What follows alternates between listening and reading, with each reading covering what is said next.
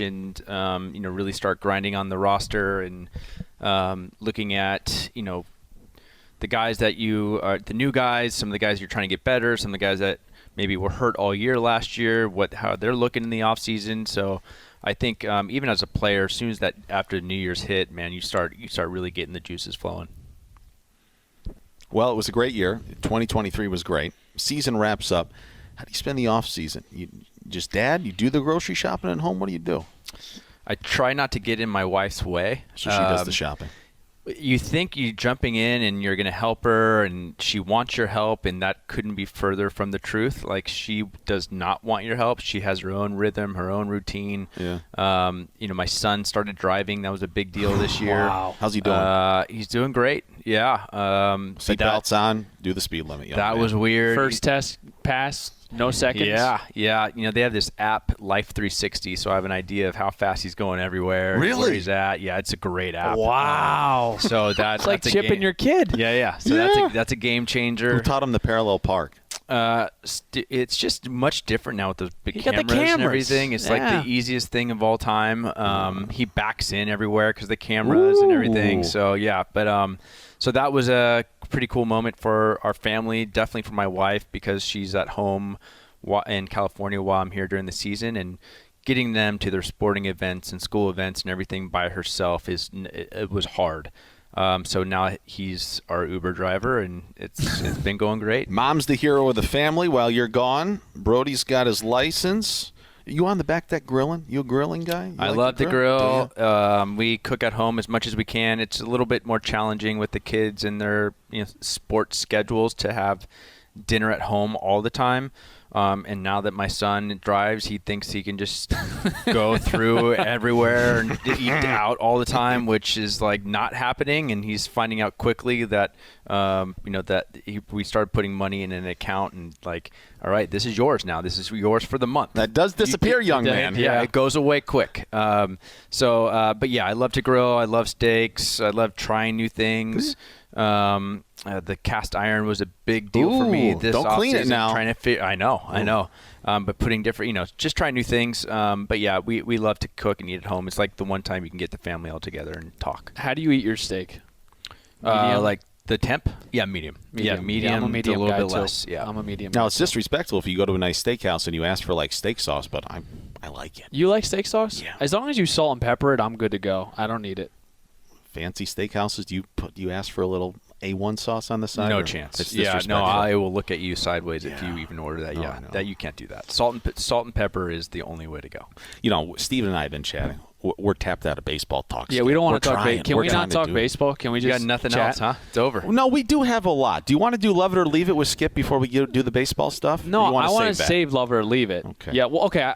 You had three ejections this year. And we're in the umpire's locker room here at Lone Depot Park, by the way. Oh, in this ballpark? No, you had 3 ejections. Total? Yeah. You did a nice job. No, you did. Yeah, self-control was at an all-time high. I had way more than that. I'm sorry, you had 4. The Giants, the Mets, and Cincinnati twice. Yeah, those back-to-back nights. What was your favorite one? My favorite one? Well, we're in the umpire's locker room. These are some of your best friends. We'd love to know. Yeah, because I like the burger one the best. Because that was hot. I was intense. That was at the end of the season. We needed that game, and you were like, no. You're not going to throw out my guy because he threw out Burger. Remember that? I remember it. You don't remember it? Yeah. I remember. I remember him. You remember. My favorite one. I don't know if can I answer that? Yes, okay. I just don't want to get fined. No, all right. fined. The probably the San Fran one when there was a Stallings. Yeah, yes. there was an umpire I felt like called timeout, and then he didn't call timeout. Right. But he said he called timeout, and so that was a very confusing time for me. Still a little bit confused, and ended up losing that game, and so that was that one didn't make much sense. But one of the most animated probably ejections I'll ever have. How much of a cool down period do you need when they excuse you from that evening's festivities? Well, here I have a nice Presidente like right away. It's cold, huh? That's good. Good. Yeah. Just to take the edge off. Yeah. And so usually that calms down. But I think, some of it is, protecting the player. Some you don't want to get ejected, honestly, but you have to protect the player, so they come in and they stay in the game and you take the fall or whatever it is. So a lot of it is, sometimes you have to do it and you don't want to do it. I remember in Cincinnati, there was one time I got ejected on the mound. And I just wanted him to hear like how he was screwing everybody, that type of thing. The mound visit. But that time was not maybe one of the times where I really wanted to get kicked out. I just felt like we were just dead. Mm-hmm. Like it was just there's no energy. It was that part of the year. And we were like suffocating. We needed to win that series. People don't see that side of the game where you got it. Yo, fellas, here's a little juice. Yeah. You can't do it a lot. You gotta select your times. Yeah, and the umpire was actually doing really good that night. And I had enough, and so I just had to like get them going and walk off. And umpires usually know too. They know. I told him the next day, I was like, "Listen, that wasn't for you. You're just a rookie, umpire, and you're gonna have to wear it." He didn't like it still, but this is kind of what it was. Could you have rolled that tarp in New York by yourself? I tried. Yeah. I started trying. Yeah. The whole thing about that is like, I have tarped many fields, especially in the minor leagues growing up, probably too, right? Santa Barbara, like we would tarp the field before school started, and then the only way to practice was to tarp in the morning, go to school, and then take the tarp off. So that kind of set me off when someone told me that I didn't know how to tarp. Right. Or didn't know what I was doing. Disrespectful. You've been around this game a long time. So when you think back on last year, like what is the craziest or one of the craziest things that you guys had to overcome, or the moments that you're like, how the heck did we do this? How did we get through this part? Or how did we win this game? I mean, what stands out to you about the craziness last year? There's a few things. Just spring training was a disaster, honestly. Not winning at all. Trying to build relationships with guys, and our staff trying to build relationships with the front office and the players and the clubhouse guys, and then the product on the field just was ugly. I mean, you're watching it. The WBC guys were not back yet, and so it started out like we're looking at each other like, oh my God, like are we the right people for this? Like we're not getting through. Maybe we are, but it was a slow process. And then the WBC guys came back, and that's when you saw like the product could be real, and that's when that was exciting. So that started like that was like the start of some things. Like we're like, oh man, I don't know if she picked the right guy. Right? And then but like throughout the season, the toughest part or the most exciting, the Yankee game was the comeback in the ninth was crazy against Holmes, and then maybe the Cardinal game when Hicks threw it away. Those were some pretty fun, crazy moments. The hardest thing I would say, injuries. Like the pitching. The pitching was tough, and we had to somehow get to the playoffs in the month of September with 2 healthy starters at the time, which is not easy. And then some guys on pitch limits or whatever it was, and so it was challenging for sure. But credit to those players, man. They didn't care. Like we're good. Let's go. We'll open with whoever, and we'll start whoever. It doesn't matter. We're going to win the game, and so that's a credit to the leadership in that clubhouse. Let me ask you this, because now that I look back, it's probably unfair to ask this during the season. I asked you a couple of times where you felt like, man, this team's pretty good. During the season, it's hard because you're in the thick of it. But as you had time to reflect, when you look back on 2023 this offseason, can you really pinpoint, was it a month in or all those crazy one-run games, the big hit in the 7th inning, you were like, these guys are starting to believe a little bit, man. Like, you got to have some of those moments. I want to answer after Skip. Okay, go ahead. What do you? I mean, that's hard in this season for me to ask you that to have an answer. But when you really did reflect, can you kind of target a certain area where you're like, man, these guys believe a little bit? Yeah, I think when you start playing against teams that you think are going to be playoff bound, and you start matching up with and beating the Phillies or the Diamondbacks or some of these teams that you really think high of. Diamondbacks in hindsight took care of them too. Yeah, that's when you're like, okay, we're beating guys like Wheeler, and we're beating guys like Gallen, and like so, as what our offense ranked in the league. Well, we're doing enough to win.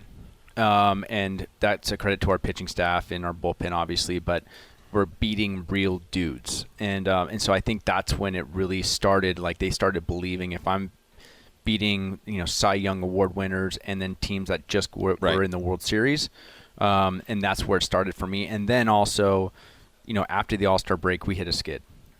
It wasn't good. But that's when I saw what they were made of, which was great. Because we were on, 14 games over or whatever it was before the break, and it was going great.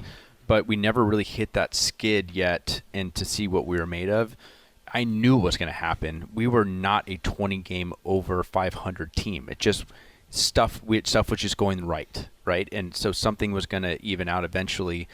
Did I like it to go that far south quick? That was quick. No, that happened quickly. Yeah. That's not what I was looking for. I think it opened with eight losses in a row out of the Baltimore too. It wasn't great. Yeah, It wasn't great. We'll rehash that. Yeah, I also didn't realize how good Baltimore was. Oh my gosh! Because you watch them on TV, but you don't know until you play them and start scouting them, and you're just like, oh boy, this is a good young team. And then we got our teeth kicked in. But I think realizing, let's see what these guys are made of. That was a big deal. Steven, you tell me. You got it pinpointed. Middle of the season, it was the Angels sweep going into Anaheim because we were on that, or the Marlins were on that long West Coast trip. Lost 2 out of 3 against the Giants. Lost 3 out of 4 against the Rockies. And you needed to sweep to have a 500 road trip. And I think we beat Ohtani. Yep, you did. Swept the Angels, and then later in the season, Acuna went down. But when you guys swept the Braves, I was like, they're gonna get they got it. They have the belief, whatever it may be, whatever cliche you want to use. I just felt like momentum after that was going to propel you into the postseason. Yeah, that last month, 6 weeks, whatever it was, that schedule was nasty too. Nasty. That September schedule. Yeah. Dodgers, Brewers, Braves. Yeah, it was nasty, and every critic were telling us how hard it was, and we weren't going to make it because of how hard the schedule is. And I think once you get through that main skid in the season, everyone's going to have it. You find out what you're made of, and there was still belief. We acquired the right guys at the right time. And that really helped us get through that September. I know we keep rehashing 2023, so let's look ahead. Look, it's been a quiet off season. You can't beat around the bush. Steve and I have talked a lot about a lot of the same guys that did what many thought were improbable last year coming back. Obviously, there's a notable absence on the mound with Sandy, and a lot of homers, and Jorge Soler are not here. Look, there's a lot of guys back, and we understand that there hasn't been a major league free agent signing, and who knows if that's going to come or what's going to transpire over the course of the next couple of weeks. But your level of excitement to see a lot of these same guys back with the experience that they had last year for many for the first time getting to the postseason. Well, Sandy, there's a lot of innings that we got to cover. Right. Soler, a lot of home runs and offense that we have to cover. Matt Moore, Robertson, we had some dudes in the back end bullpen also. Late in the year. That late in the year that really helped us when we couldn't throw Tanner Scott every single day or whoever it was. So that really helped. So the bottom line is guys have to step up and hopefully take the next step in their career. The guys I'm looking forward to seeing is Trevor Rogers healthy. I was looking forward to it last year. Saw like 25 innings. Really hoping to see what he looks like. Braxton's second full season on the mound. Right. Can he throw more innings and cover some of these innings? I think Zeus is an ace. He would have been he was our ace when Sandy went down. He's looking like our ace this year. Coming into the season, there's no doubt about it. He would have been an ace on a lot of teams last year. What does Max Meyer look like? What does Ryan Weathers come in and look like? We chatted with Ryan Weathers yesterday. That kid had my jaw on the floor. The way he talked about the game and the way that he felt, where he feels like he's at now, and the breath of fresh air he said he had when he went to Jacksonville and got a fresh start last year. I don't know him well enough. I loved watching him in Pittsburgh. We both walked away from that interview being like, wow. I'm very excited to see what Ryan Weathers could potentially bring, what he looks like in the spring. And he's still young. Nasty stuff, 23. People forget how young he is. Early. Yeah. I mean, I was in San Diego when he was brought up in the COVID year. And maybe, playoffs, right? Dodgers. Yeah, maybe rushed a little bit. But at the time, we were trying to win the World Series. And he was our best left-handed option. We had Clevenger got hurt, a couple guys got hurt, and he stepped up and did great. So I'm excited to see him. Obviously, Yuri is. I mean, I say Zeus is the ace, but Yuri's right there. But it'll be another year of development for him. It's not like he's going to make 32 starts and toss. To clarify, he's going to have limitations. We'll see. We'll see. I don't want to put a number on anybody yet, right? And but he's going to pitch more than he did last year. I can promise you that. And then and then you talk about the offensive side. What's a healthy Jazz look like? I know people have talked about that now for a couple years. I was BP with him on Instagram Live. Yeah. I didn't realize I was on Instagram Live. You should always be prepared. You're on Instagram Live if you're with Jazz, okay? I do now. I wouldn't even know how to do an Instagram Live on my phone, and apparently I was on it with Jazz. I was told by my daughter. But he looks great physically. Everybody's going to say, with the old cliche, best shape of my life. Yep. He looks really good. He put on the right weight, the right type of weight. He's physical. He was doing his conditioning work with no issues with his toe, which was a really good sign. And he was hitting every single day, and he was with the trainer that I trained. I know the trainer back home in California, and that was really good to see him get after it. Now can we figure out how to get him, healthy? How important is it for him to understand that if it's the middle of April, you cannot crash into the wall in center field and try to make a heroic play because it might knock you out for 2 months? That's got to be hard for a young player to grasp. Well, I also think, you can't play scared. So it's a fine line, right? It is. Yeah, right. And so I think that's, how do you do? I never knew how to play like 80%. Like I don't know what that means. You can't give up on a ball. You got to try. Yeah, it's weird. Hard. It's a weird dynamic. Your instincts, your competitive nature kind of take over. Now in spring training you can do that, but you're playing the Phillies in the 9th inning in April. Right. You're probably going to go catch that ball. Right. It's tough. So I think not playing scared, just play and then see what happens. I think is probably the best way to go about it. But be smart. And then there's a lot of guys that you're hoping to have bounce back years. I mean, it's just what it is. Obviously, Bell and Berger were outstanding for us after the trade deadline. Yeah. Nice to have Bell back. Bell, big absolutely, my opinion, leader of the clubhouse, the biggest voice in that clubhouse in the meetings. Berger's a stud, just coming into his prime, going to play every day next year somewhere, DH, third base, whatever it is. I mean, he's going to be a big, huge bat in the middle of our lineup. We got the batting champion at the top. What's Avi Garcia look like? That's, and he's looking really good this offseason. Can we get him healthy? Can he be a force? I'm sure he's motivated as ever. There's no question with that. I mean, the guy cares. He cares. The care factor is there. He's upset that he had another year where he was injured and couldn't produce like he wanted to produce. He was so upset that he couldn't be part of that last year. He was in every meeting. He was in every home game. He wasn't just on the couch at home watching the game. Like, he really wanted to be part of it.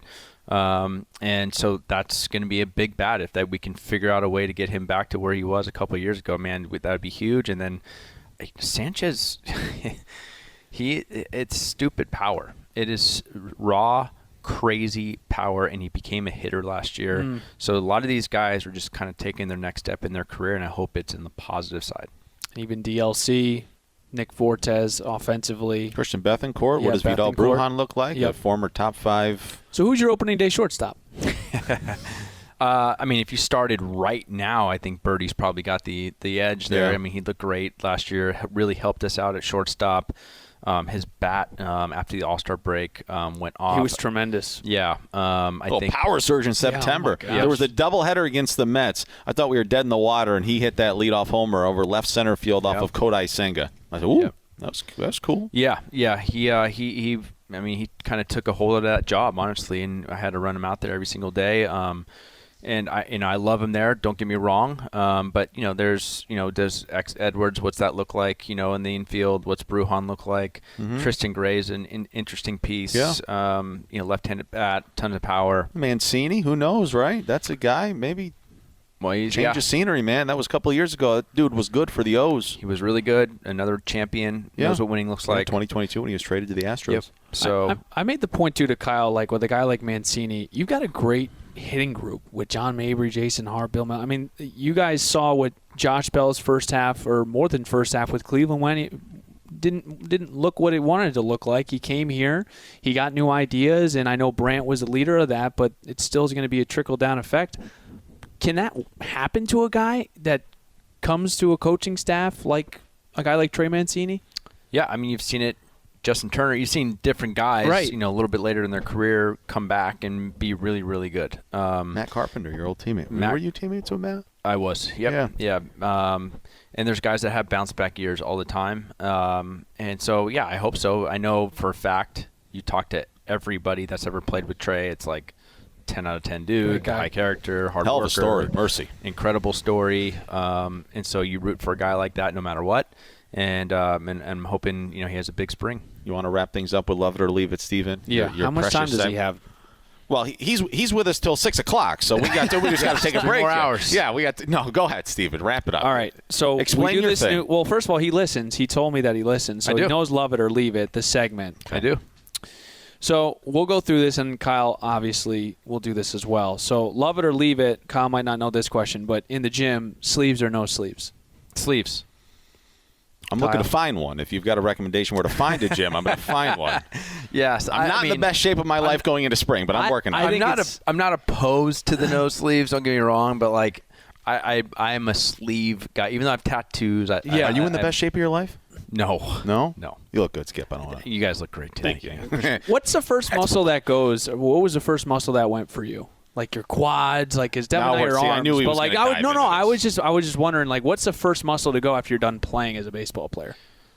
Yeah, I mean, I have zero desire to do any leg lower half ever. Join the club. I'm glad you're with. Yeah, but glad you're with me. Yeah. But I also don't want to look like I'm riding a chicken when I'm walking around. So, so you got to make sure you're mixing in those every now and then. Next, you know Steven. Robots as umpires. No. Love it or leave it. Leave it. It's fun to bark at them still a little bit. I'm leaving it too. Yeah. The human interaction has gone away because of replay already. So that would be tough not to have human interaction with the umpires behind the plate. I like the calls to be right. Yep. But we're in a rock and a hard place. That's a tough one. Maybe you can challenge for the robot ump when you do have a challenge. I just feel like there's no human interaction anymore. So I'm not. I am a leave it right now until I see it really happen. And if I can still yell at the umpires, they can still yell back at me, then I'm in. It's part of the game too. Yes. How many more do you have? We got to let this guy go. We got to wrap this up. I'm getting the wrap up from the director of communications here. We got to move it. Eating chocolate piece by piece or in a bite? What? Do you like rip what it? kind of like a Kit Kat? Like do you break the Kit Kat? Oh no, you should apart, serve or prison time if you take that Kit Kat and just take one massive bite out of it. Okay, you do it piece by piece, right? I do like a piece by piece if that's part of the bar. So like good bar, you can like break like off a Hershey. piece, but yeah, I'll do that. Like a Twix, I'm not like just a bite. Bite, yeah. And same with like a Snickers. Yeah. Right. Yeah. Okay. Last I just one, want to make Steven. sure. This is off the rails. Cutting a sandwich, triangular or rectangle? I don't cut a sandwich. I don't either. Grow up. I'm not 3 years old. Mommy ain't cutting it for me anymore, honey. My mom did I'm going to grab that thing with 2 hands and bite it. My mom did the triangle, so I did the triangular. Maybe it's an age. Whatever. All right. My mom used to cut it for me. I'm a grown man. So you don't cut my a sandwich? No. I think it Skip makes said for he a doesn't good... yet. Skip, look, we're going to let you go. If there's ever anything we can do for you, please let us know, okay? It was going so Thanks, well Skip. until that... All right, let's take a break. That Get was him out of the here. 2023 National League Manager of the Year, Skip Schumaker on the Marlins thanks, Hot guys. Stove Show on Fox Sports 940 Miami and the iHeartRadio app.